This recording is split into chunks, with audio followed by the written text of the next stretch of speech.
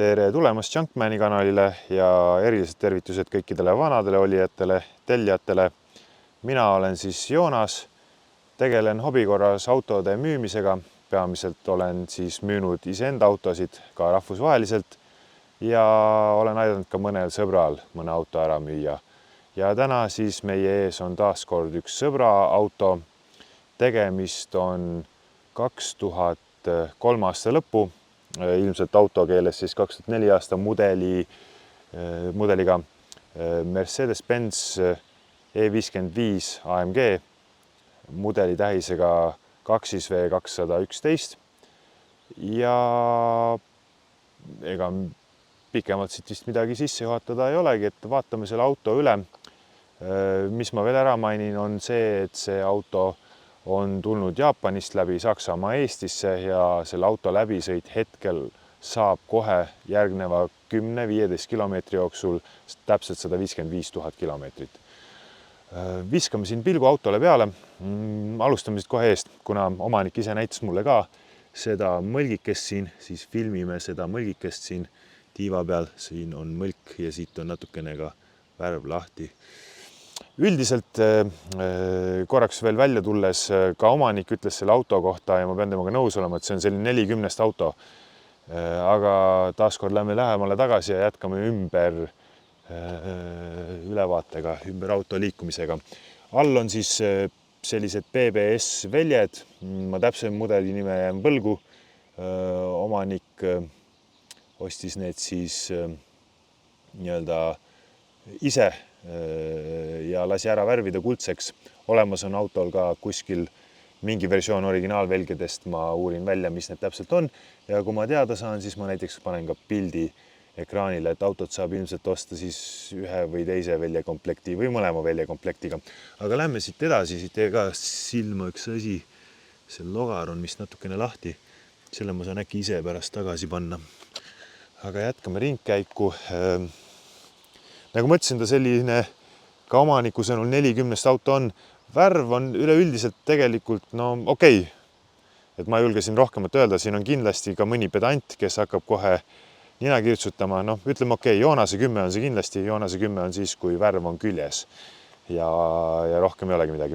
Aga omanik ise siin paigaldas selle lipi ja see ei ole siin praegu kõige paremini kinni. Lihtsalt väike vahemärkus siit eest. Ma käisin küll Jazzi käsipesulas, aga see auto ei ole kõige puhtam. Siit eest on ikkagi kõik putuka, plekid on alles. Aga on näha, tüüpiline kiva on saanud, nagu ikka autod, mida kasutatakse. Siit on see liist, on kole, on pihta saanud. Kivid tabavad auto esiosa, kui sa sõidad. Tuled on pleekinud, on olemas uued tulede klaasid. Ja kui auto enne kaubaks ei lähe, siis saab need ka vahetatud. Nägin siin ka mingit väikest kriipsu.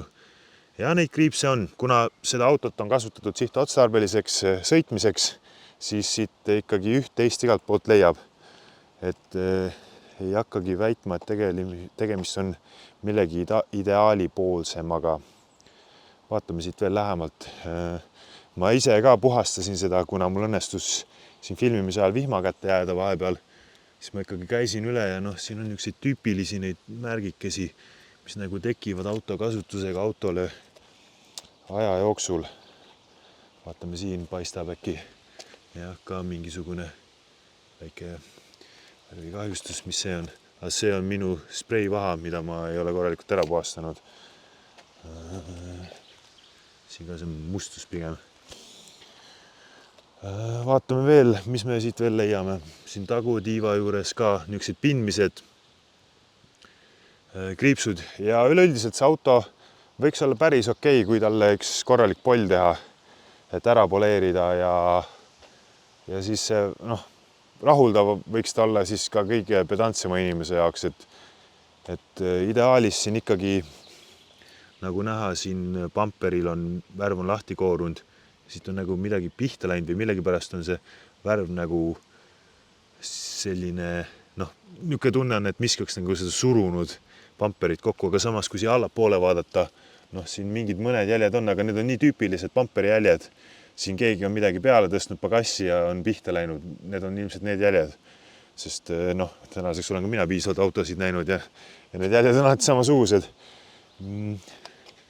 Jah, no ütleme, et see on ämbliku võrk. Et noh, kui siin kõike kokku lugema jääda, siis me jäämegi selle autole tiiru peale tegema. Ilmselt me leiame igasuguseid väiksemaid täpikesi siit ja sealt. Ma mäletan, siin pool oli ka kindlasti. Siin ukse peal just, selle kõrvalistuja ukse peal on mõned kivitäkked. See on kivitäke, need kaks siin. See on üks jäljekene. Siit kohe meenub, panin tähele enne, see liist on ka, on katki. Ja seda tiiba me juba vaatasime. Nii, Joonas tulevikus siin unustasin mainida ühe tähtsa asja. Sellel autol on Solar katuseluuk ja ma rääkisin ühe sõbraga Austraaliast, kellel on samasugune 2V211 olnud 7-8 aastat ja tema ütles, et seal see igastahes väga tavapärane lisa ei ole. Selle Solar katuseluugiga, sellel konkreetsel autol on ainult üks probleem. Kui ma õigesti mäletan, siis selle katuseluugi mootor ei toimi ja seetõttu on see välja kodeeritud, aga mul on olemas omaniku poolt siis uus mootor. See peaks olema uus ja karbis täiesti mootor. Panen sellest väikse klipikese ekraanile ka. Üks asi tuli veel meelde käigu pealt. Igaks juhuks märgin ära, panin tähele. Siin üks tagupamper. Siit on värv on koorunud.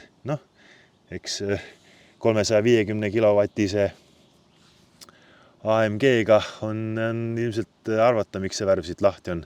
Et on ta mõned kivid saanud siit tagureffide alt.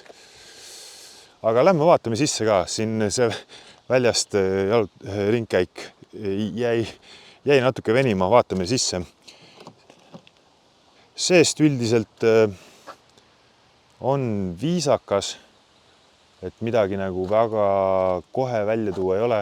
Noh, rool ka. Ma pakun, et see on pigem mustus kui kulumine.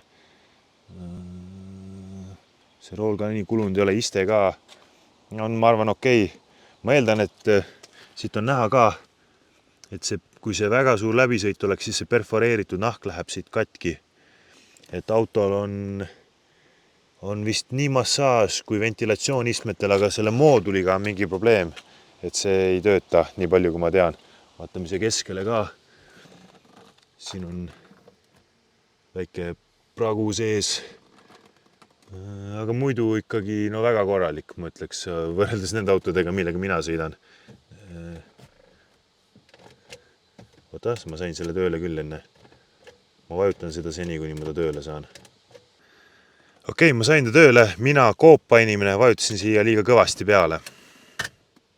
Ja nii lihtne see ongi. Ja seal on ka niisugune väike nunnu sahtlik ja seal on veel Jaapani mündid sees. Omaniku sõnutsi, kui ma eksin, ma ise ei ole neid münte seal üle lugenud. Ja siin keskel on ka, see käib kahes osas lahti, eks. Avaneb üks ja avanevad mõlemad. Äkki siin on mingi jahutus ka veel sees. Okei, natuke liiga älis imedemaal läheb ära. Aga selline ta on siit eest. Vaatame tahapoole ka. Taha istmete juurde. Noh. Tagant siis samamoodi korralik. Päris seda öelda ei saa, et siin keegi kunagi istunud ei oleks. Aga samamoodi väga viisakas seisukorras.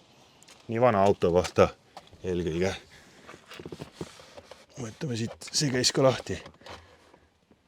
Jah, sain hakkama. Ja selline ta on seest. Vaatame siis pagasiruumiga üle. Näitan siis teile trikki. Ahaa. Pagasiruum samamoodi ilma suuremate kulumisjälgedeta. Puhastasin ta täna ära nii palju, kuidas ma sain. Siin all on ka ruumikene, eks. Aga siin on omaniku mingisugune kola. Mis iganes siin ka kõik ära ei oleks. jah, selline kaval disain ka Mercedesi inseneridelt ja pagasiruumi saab panna kinni nupust. Ja nii ta läheb. Ja vaatame kapoti alla ka. Jätsime selle siis hetkel viimaseks.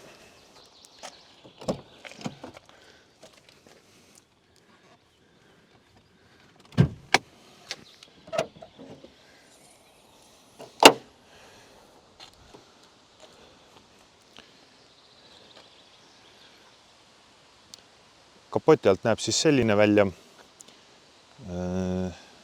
Natuke must, aga ma olen aru saanud, et pigem olgu must, siis on vähemalt aus. Selline ta näeb välja. No vaatame siis üle. Ma üritasin seda tahvlikest lugeda, mis valguse all ta siit peale jääb. Põhpann,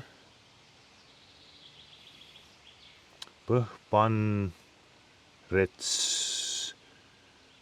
Jah, rohkem ma siit välja ei loe. Põhpanrets. Seal on mingi täht vahel ka. Mina sealt ei suuda dešifreerida, mis tähega tegemist on. Natuke kõva kopsuga kinni. Aga selline see masin on. Kõnnin siit veel ümber. Ja lähme teeme siis ka proovisõidu. Ja vaatame, kuidas see masin sõidab.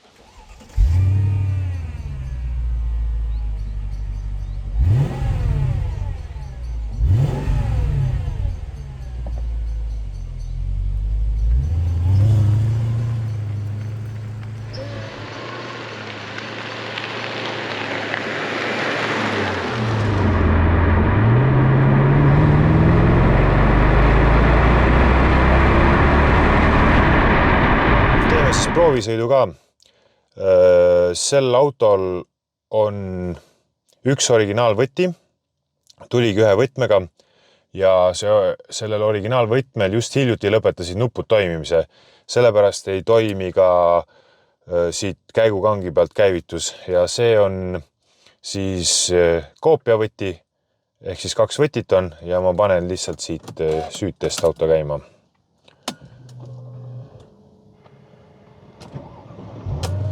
Aga lähme siis proovisõidule ka. Üks asi enne, kui me liikuma hakkame. Ma panen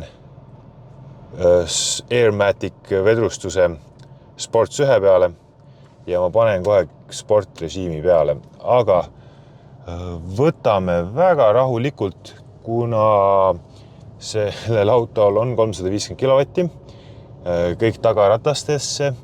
Mina ei ole üldse eriline sõiduspets. No, midagi ma jagan. Elu on näitanud, et ei jaga ka. Ja mina ütlen ausalt, et ilma veojõukontrollita ma ei usu, et ma suudaks seda autot taltsutada kõikides olukordades. Seega jääb nii, veojõukontroll peale ja teeme väikse proovisõidu. Minu eesmärk ei ole teile siin demonstreerida mingisugust sõiduoskust või lolliks jääda teie ees, vaid lihtsalt näidata natukene autot.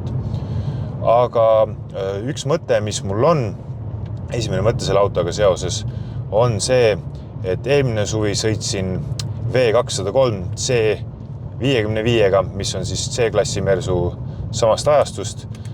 Need on nagu sama auto. Põhimõtteliselt ainus vahe, mis ma oskangi välja tuua, on see, et see auto on lihtsalt võimsam. Nagu märkimisväärselt. Okei, paberi peal 80 kilovatti, aga no siin põhimõtteliselt ei ole võimalik gaasi põhja panna niiviisi, et veojõukontroll ei peaks päästma hakkama. Refid on kusjuures samad. Michelin Pilot Superspordid mõlemal autol. Aga ja, mis ma siit veel oskan öelda? Sõidab väga viisakalt. Nüüd selle spordi peal on tunda tegelikult küll võrreldes. Oota, kuulame.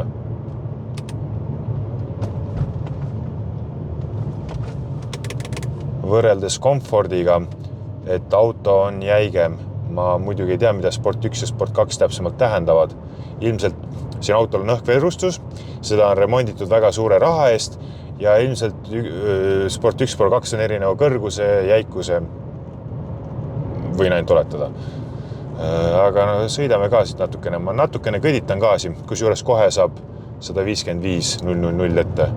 Ma natukene jah, siit väga ma nagu mõtlesin, ei taha ma demonstreerida teile mingeid oskuseid, mida mul ei ole. Sõidame siis natukene elavamalt, aga rohkem mitte midagi.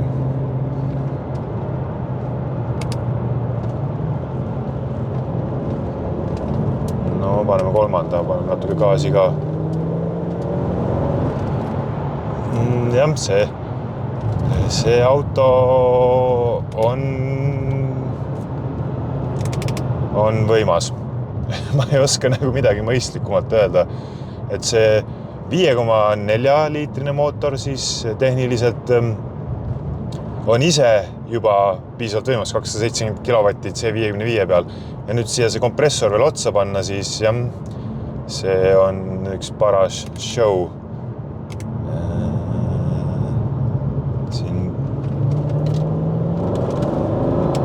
Ja seal juba hakkas kiskuma tagumist otsa. Siin on avatud differ selles suhtes, nii palju kui ma tean, vähemasti omaniku sõnutsi, et ta peaks olema nagu algaja sõbralik selle võrra.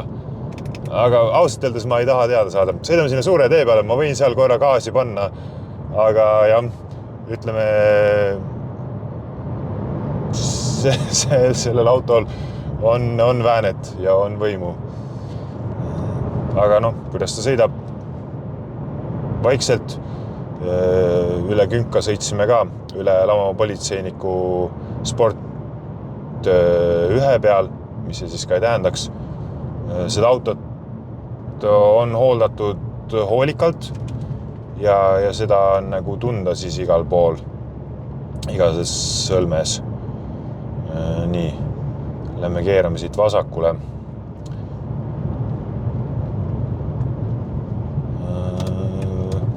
Teate, ma väga kõvasti gaasi panen. Ma eile proovisin, ma ütlen ausalt, veeremise pealt, mitte kindlasti paigalt võttes, panin gaasi põhja mingi 40-50 pealt ja siis auto teeb natuke nii, siis tuleb veoju kontroll ja kogu lugu. Selles suhtes, et ma nüüd söödan talle natuke seda gaasi ette, et ma ei lähe hulluks kohe. Et ausalt öeldes jah, kuna see ei ole minu auto, siis jah, mul on üldiselt reegel, et ma nagu võõrast autodega mingid väga katseid ei soovi teha. Siis natuke söödame talle gaasi. See oli võib-olla liiga tasaselt. Aga noh, mis see salata nagu kõige enesekindlamalt ma ei tunne ennast kahel põhjusel, siis see auto on taguveoline, see auto pole minu oma. Kuigi ratsionaalselt mul mingit hirmu otseselt ei ole, et inimesed sõidavad nende autodega ja nii edasi. Aga jah, ma ei näe vajadust siin midagi katsetama hakata. Eriti veel kaamera peal, kõige toredam olekski, kui midagi juhtuks ka, eks. Aga siit natukene siiski see ei tähenda, et demo huvides me näppida ei või. Ma natuke panen siit. Tõmbab küll teise käiguga selles suhtes. Ma arvan, et see on kõige ausam kokkuvõte. Nii, ma panin ta tee peale ja lähme komfordi peale, et ta tooks käigu alla ka. Aga muidu sõidab nagu auto ikka. Üli mugav kruiiser. Tundub ka, et suht madal nagu, kui ma vaatan, siis nagu enamus autodest jääb mulje, et ma istun madalamal. Kuigi minu teada siin on täiesti tehaseseades vedrustus, et selles suhtes midagi eriskummalist ei ole. Ta on mul küll siin, mis ta mul oli, Sport 1, Sport 2, komfort, las ta olla komforti peal. Aga jah, ega ma teile siin nagu te isegi võite aru saada, midagi väga mõistlikku ei oska rääkida. Auto sõidab hästi, on võimas, on taguveoline, eeldatavasti avatud diffriga taga, läbisõit 155,004 kilomeetrit ja auto on seest ja tehnilise poole pealt ütleks, et siis heas seisukorras või väga heas seisukorras ja väljas siis on selline rahuldav. Ja ega siit ma tõmbakski asjad kokku, ma keeran siin ümber. ja aitäh neile, kes nagu ikka vaatasid siiamaani ja kohtume järgmistes videotes. Peace, rahu ja armastus.